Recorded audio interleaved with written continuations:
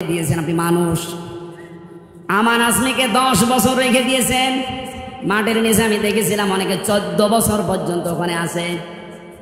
মাঝে মাঝে চিৎকার শোনা যেত, আর দেওয়ালে মোবাইল নাম্বার লিখে রেখেছে, ভাই যদি বাইরে কেউ যেতে পারেন একটু বলবেন যে আমি বেঁচে আছি। এটা জীবিত মানুষ জিন্দা কবর থেকে 10 বছর 8 বছর 14 বছর পরে বের হয়ে চলে আসছে। এর সাথে যারা জড়িত আস্তাগফিরুল্লাহ পড়লে মাফ হয়ে যাবে। কোন পাগলে বলেছে আপনাকে? এদেরকে আগে এই শাস্তি ওই মহিলার মতো দেওয়া লাগবে। ওই মহিলার যেমন জেনার শাস্তি হওয়ার পরে মাফ হয়েছে, আপনাকেও 10 বছর আগে আয়না ঘরে বন্দি রেখে তারপরে আস্তাগফিরুল্লাহ পড়াবো। এখন আসে আর বলা হচ্ছে তওবা পড়ান। কিসে তওবা আপনার? আপনি খুনের সাথে জড়িত, আপনাকেও খুন করা লাগবে। এক কথা বলেন না কেন?